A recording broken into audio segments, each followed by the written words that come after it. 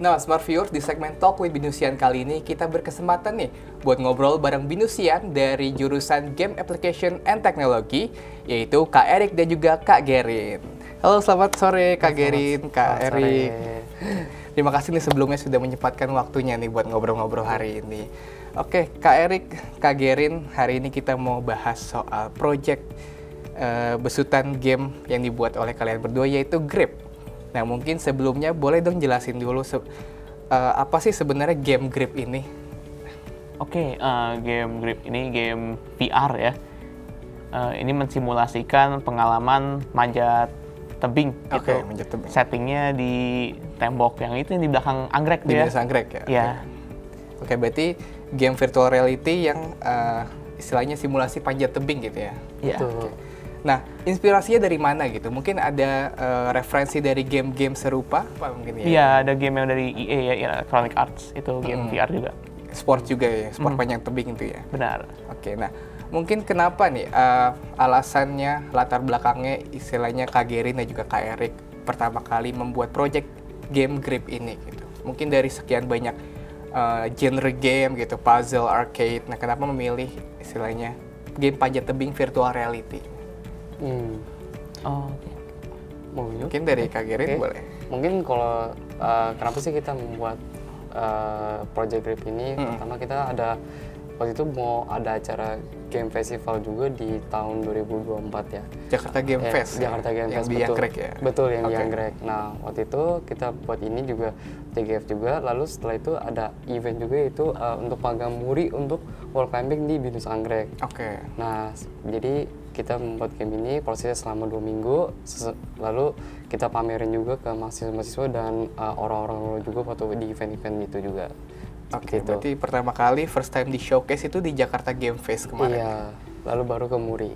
Oke, nah siapa aja sih istilahnya pihak-pihak yang terlibat nih selama pembuatan proses pembuatan gamenya itu sendiri? Oke, pembuatannya terutama sih hanya saya dan Gerin ya. Berdua aja, ya. Pak? Berdua, iya. Selama 2 minggu? Benar. Yes, betul. Nah, mungkin dari game Grip-nya itu sendiri, apa sih keunikannya mungkin dibandingkan game-game sport lain atau virtual reality yang lainnya? Oke, kalau misalnya dari game wall climbing yang kita buat ini, uniknya apa sih? Nah, kita tuh buatnya kan secara virtual ya, jadi kayak kalau misalnya bagi orang-orang yang suka manjat tebing, tapi kayak takut nih ada resiko-resiko tertentu seperti takut jatuh atau takut dengan ketinggian. Nah, dengan ini kita membuat virtual reality-nya khusus untuk wall climbing. Jadi para pemain-pemain juga tidak perlu takut, walaupun agak sedikit takut juga ya, walaupun ada ketinggian juga gitu dalam permainannya, tapi tidak perlu khawatir karena tidak ada resiko apapun, karena kita bermain secara virtual seperti itu. Ya, untuk uniknya sih seperti itu sih. Oke, mungkin orang yang mau nyoba wall climbing tapi takut bisa nyoba game ini dulu ya, betul. gitu.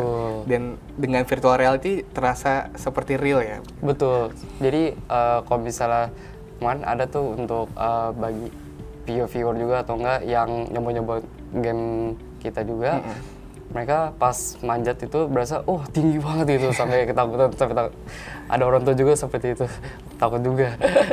Oke, nah mungkin dari Kak Gerin dan juga Kak Erik, boleh dong ceritain sedikit gimana proses pembuatannya gitu. Mungkin dari codingnya, inspirasi, brainstorming, kan waktunya mepet tuh ya, 2 minggu doang gitu. Dipersiapkan untuk showcase pertama di Jakarta Game Fest dan juga di penghargaan rekor muri wall climbing di Anggrek. Nah, bagaimana proses pembuatannya gitu? Boleh diceritakan?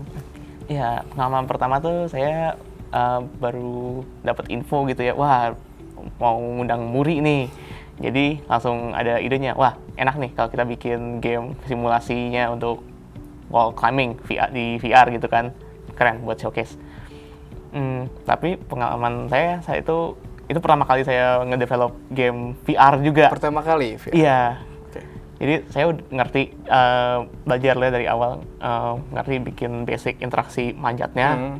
Tapi untuk desain 3D-nya saya kurang berpengalaman ya. Makanya ini saya diketemukan dengan Gerin. Oke, nah mungkin dari Gerin nih boleh ceritain dari segi 3D-nya ini. Oke, kalau dari saya, karena kan waktu itu tahun 2024 saya masih mahasiswa juga, sampai sekarang ini juga masih mahasiswa. Jadi pengalaman saya juga sebelum itu juga ada beberapa pengalaman untuk lomba-lomba game. dan untuk project-project lain juga, untuk 3D juga gitu. Nah dari situ saya banyak pengalaman, lalu saya tuai nih di project grip ini. Nah saya aplikasiin ke project grip ini. Saya juga pertama saya ada banyak masalah. Pertama dari environment-nya, seperti untuk environment Binus Anggrek itu seperti apa sih, seperti itu. Waktu itu juga mau bikinnya temanya horor, tapi tidak dibolehin sama ini ya, sama dosennya nggak boleh nih. Jadi setelah ganti terus, lalu ketemu nih satu, oh jadi kita buatnya di Binus Anggrek aja nih, cocok nih. Lalu saya buatnya hanya sekitar 2 harian saja untuk untuk environment-nya. Lalu saya aplikasiin, lalu kita berdua akhirnya brainstorming juga untuk kayak proses gameplay seperti apa, cara manjatnya seperti apa, lalu di environment itu ada apa aja, seperti itu sih. Jadi saya dari pengalaman ini saya bisa bikin saya maju juga sih ke depannya, seperti itu. Oke, nah mungkin dari tadi proses selama 2 minggu itu, apa sih tantangan terbesar ya? Mungkin dari codingnya, atau rendering lingkungannya, segala macam, movementnya. Nah, apa sih tantangan terbesarnya mungkin dari Kak Gerin juga Kak Erik? Oke, tantangan terbesarnya tentunya karena itu pertama kalinya ya saya develop game dalam VR. Jadi dan itu juga bisa bilang pertama kalinya saya nyentuh, MetaQuest kayak gini toh. Jadi kayak ini sangat asing gitu, perlu banyak beradaptasinya ya. Oke, dari Kak Gerin mungkin? Oke, kalau misalnya dari saya sih, sebenarnya tantangan memang banyak gitu, tapi kalau misalnya dari segi tantangan tersebut, saya pasti ketemu solusinya. Kayak misalnya contoh, pertama nih gamenya kok berat sekali gitu, apalagi bawa ke VR kan dengan yang teknologi kayak gitu. Nah, apalagi kalau PC kan nggak terlalu berat, tapi kalau VR tuh berat. Jadi gimana kita cari solusinya bareng-bareng, lalu supaya game itu menjadi tidak lebih berat lagi gitu. Kayak misalnya dari teksturnya, renderingnya, seperti itu. Bisa playable lah gitu. Bisa playable lah ya, seperti itu sih. Oke, nah tadi kan udah ngomongin tantangan nih, dari segi proses pembuatannya. Nah, dalam pembuatan game ini ada nggak sih mungkin dari Kak Gerin juga kan dibantu oleh Pak dosen ya, Pak Erik iya, gitu. Betul. Nah, ada nggak sih dari mata kuliah yang Kak Gerin pelajarin selama di jurusan Binus Game Application and Technology itu yang membantu nih selama proses pembuatan project grip ini? Ada, waktu itu mata kuliah 3D game artist gitu. Waktu itu diajarin sama Kak Dimas juga ya. Nah, di situ saya belajar gimana sih cara membuat 3D, lalu juga untuk texturing juga. Nah, diajarin semua sama dia gitu. Nah, dari situ saya belajar, 3D ternyata begini nih. Lalu saya terapin juga ke waktu itu kan saya internship. Nah, sini lagi masa internship saya di Binus. Saya terapinnya di situ semua. Nah, gara-gara beliau lah saya bisa dapat ilmu gitu untuk 3D ini, seperti itu. Berarti dari mata kuliah 3D game artist tadi ya? Iya, betul. Nah, balik lagi nih ke pembuatan gamenya nih, Project Grip. Nah, ada nggak sih mungkin dari Kak Erik ataupun Kak Gerin keterlibatan AI? Nah, sekarang kan semuanya serba AI gitu ya. Mau dari foto, video, bahkan sekarang ada VO3 gitu, bisa ngasilin film bahkan gitu. Nah, Binus kan juga terus istilahnya men-encourage, mempush AI gitu, penggunaan AI di dalam proses pembelajaran. Nah, dari proses pembuatan game grip ini ada nggak sih keterlibatan ada penggunaan AI di dalamnya dan seperti apa wujudnya? Ya, kalau saya kan yang mengerjakan programmingnya ya, jadi saya mostly menggunakan AI itu untuk bantuan code-nya ya, untuk mengcode mekaniknya, interaksi tangan player bisa menggrip batu-batunya dan ngangkat, manjat. Dulu itu ada banyak banget masalahnya tuh seputar gravity-nya. Jadi kalau udah naik, tahu-tahu turunnya drastis banget atau malahan nggak turun. Nah, itu bantuan AI itu buat ngatur gimana jatuhnya natural gitu ya. Kayak orang real life ya. Dari Kak Gerin mungkin ada tambahan? Kalau misalnya kayak dengan AI ya, apalagi dalam bentuk dalam pembuatan game ini kan hanya 2 minggu saja. Mungkin dengan tanpa bantuan AI itu bisa lebih gitu. Jadi bantuan AI ini sangat banyak membantu dari bagian problem solving, terus dari cara bug errornya ditemuinnya di mana gitu, itu sangat cepat gitu. Jadi AI itu benar-benar teknologi yang wow banget dan bikin mempercepat pekerjaan aja seperti itu. Berarti menolong banget ya? Banyak menolong sih.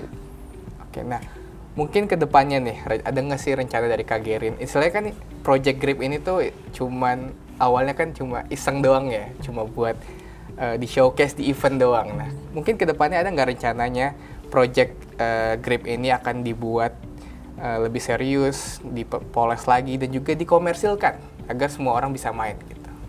Oke ya.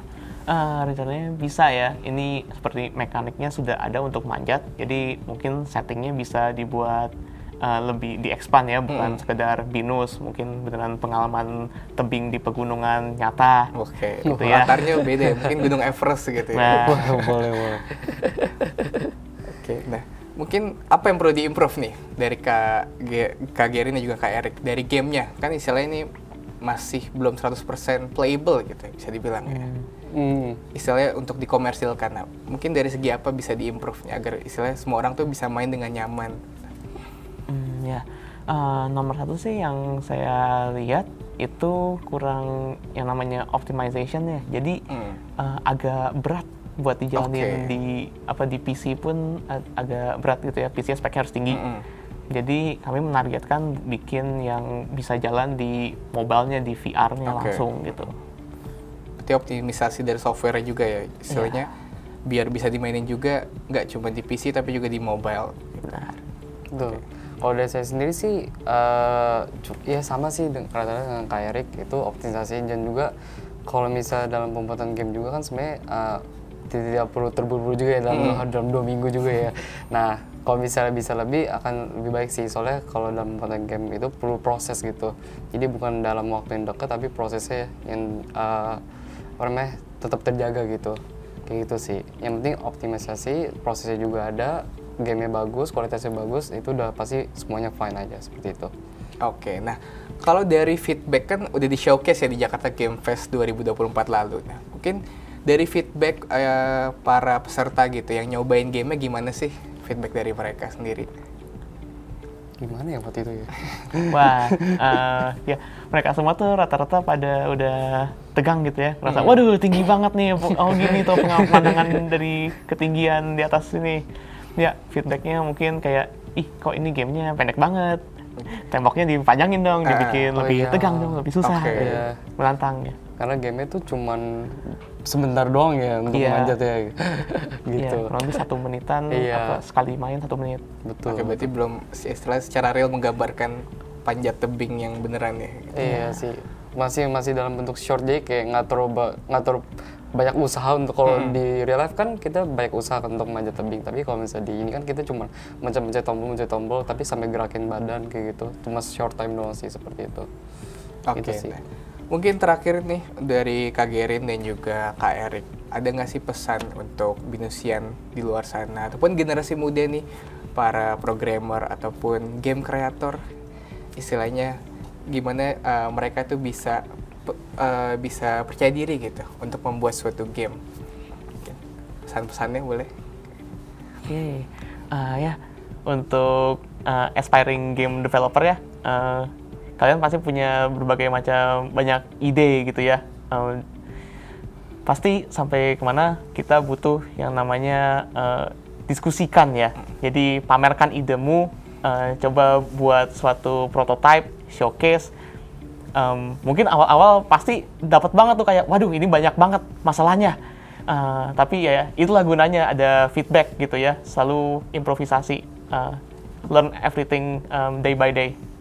Small progress, baby steps. Oke, dari Kak Gerin boleh. Kalau dari saya sendiri kan, karena saya masih mahasiswa ini, bagi para mahasiswa juga, kalau kalian mau coba sesuatu atau mau ingin sesuatu, kalian lakukan saja, lakukan dulu gitu. Nanti kalau bisa urusan untuk resiko, untuk hal-hal yang negatif lainnya gitu, itu nanti saja. Yang penting kalian melangkah dulu. Kalau sudah melangkah nanti kalian bisa ambil part resiko itu dan kalian bisa cari solusinya juga gitu, seperti itu. Yang penting langkah dulu saja gitu. Oke, berarti itu. Just do it ya? Just do it gitu. Seperti itu. Oke, nah itu dia Smart Viewers. Terima kasih sekali lagi Kak Erik, Kak Gerin atas waktunya. Nah Smart Viewers, nah itu dia kurang lebih penjelasannya terkait project game Grip nih yang dibuat oleh 2 binusian dari jurusan Binus Game Application and Technology. Nah, kita doakan juga semoga game ini bisa semakin dipoles dan juga dikomersilkan nih, biar kita semuanya juga bisa main bareng. Nah, Smart Viewers jangan kemana-mana dulu, karena sesaat lagi kita masih akan kembali hadir dengan berita menarik lainnya. Jadi stay tune di Jurnal Binusian.